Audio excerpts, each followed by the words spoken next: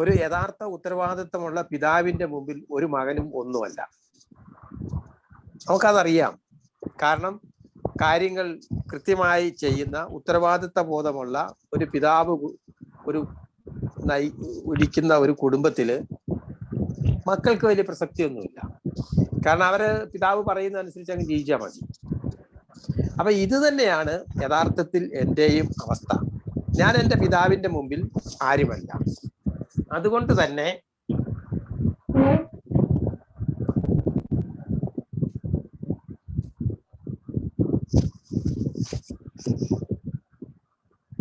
Hello, കേൾക്കുന്നുണ്ടോ? Hello മാഷെ, കേൾക്കാം. അതിന്റെ ഇടയ്ക്ക് ആരുടെയും മൈക്ക് മ്യൂട്ടായി പോയതായിരുന്നു, ഓൺ ആയതായിരുന്നു. ഓക്കെ. അപ്പൊ ശബ്ദത്തിന് എന്തൊരു ക്ലിയർ. അപ്പം പിന്നെ ഇവിടെ ഇപ്പൊ ഞാൻ പറഞ്ഞു വന്നത് ഇതാണ്. ഞാൻ മറ്റുള്ളവരെയും കൂടി പരിഗണിക്കേണ്ടതുണ്ട്, മറ്റുള്ളവരെയും ഞാൻ അംഗീകരിക്കേണ്ടതുണ്ട്. എൻ്റെ ഇഷ്ടം മാത്രമാണ് ഞാൻ നോക്കിയത്. യഥാർത്ഥത്തിൽ ഞാൻ ഒരു ഈ ധൂർത്തപുത്രന്റെ ഒരു എക്സാമ്പിളാണ്. അപ്പം ഈ ധൂർത്തപുത്രൻ അവസാനം അവിടെ കിടന്ന് പന്തിക്കുട്ടി കിടന്ന് പറഞ്ഞത് എൻ്റെ പിതാവിന്റെ ഭവനത്തിലെ വേലക്കാർക്ക് കിട്ടുന്ന ഭക്ഷണമെങ്കിലും എനിക്ക് കിട്ടിയാൽ മതി എന്നാണ്. അപ്പൊ ഞാൻ യഥാർത്ഥത്തില് ഇനി ഞാൻ ഈ ലോകത്തിന്റെ മുമ്പിൽ ഒരു അവകാശവാദങ്ങളോ ഏതെങ്കിലും തരത്തിലുള്ള ന്യായവാദങ്ങളോ ഉന്നയിക്കാൻ യോഗ്യനല്ല.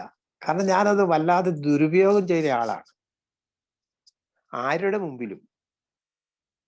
ഞാനിപ്പോ ഇത് കുടുംബാംഗങ്ങളുടെ ഭാര്യയുടെ മുമ്പിലാണെങ്കിലും മക്കളുടെ മുമ്പിലാണെങ്കിലും മാതാപിതാക്കളുടെ മുമ്പിൽ സഹോദരന്മാരുടെ മുമ്പിലോ ആരുടെ മുമ്പിലും ഒന്നും ക്ലെയിം ചെയ്യാൻ എനിക്ക് യോഗ്യതയില്ല, ഞാൻ യോഗ്യനല്ല.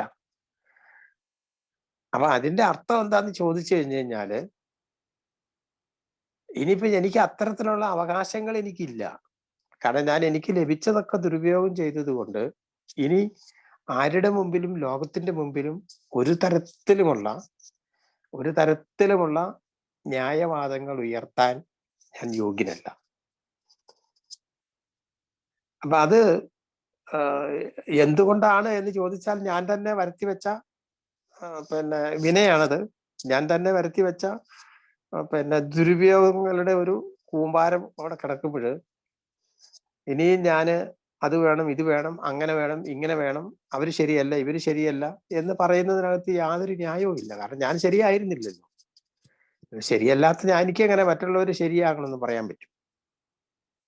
അപ്പൊ യഥാർത്ഥത്തില് അപ്പൊ ഞാൻ എൻ്റെ പിതാവുമായിട്ടുള്ള ഈശ്വരനുമായിട്ടുള്ള എൻ്റെ ബന്ധം ക്ലിയർ ആകണമെങ്കിൽ, അതിനൊരു ഉറപ്പ് കിട്ടണമെങ്കിൽ, ഞാൻ സ്വീകാര്യനാകണമെങ്കിൽ അദ്ദേഹത്തിന് ഇഷ്ടമുള്ള പ്രവൃത്തികൾ ഞാൻ ചെയ്യണം.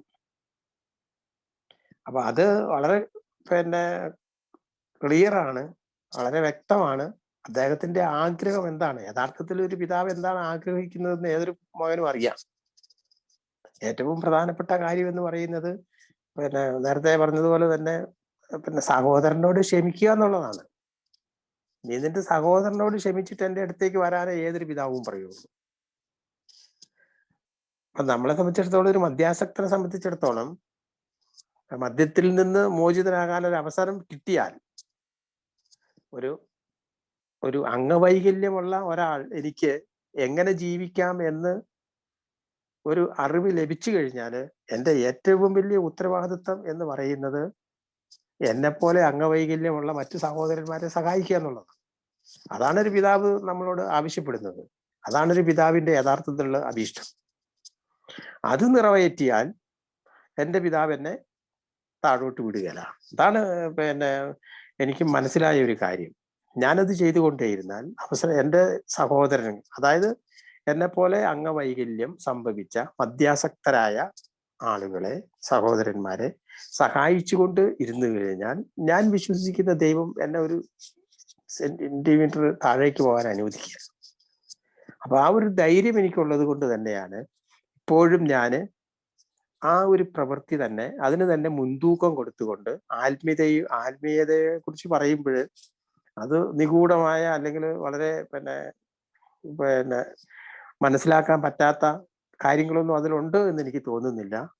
ഞാന് നേരത്തെ പറഞ്ഞതുപോലെ തന്നെ നിന്റെ അയൽക്കാരനെ സ്നേഹിക്കുക എന്നൊക്കെ പറയുന്നതിനകത്ത് തന്നെ അടങ്ങിയിരിക്കുന്ന കാര്യങ്ങളാണ് ഈ ആത്മീയത എന്ന് പറയുന്നത്.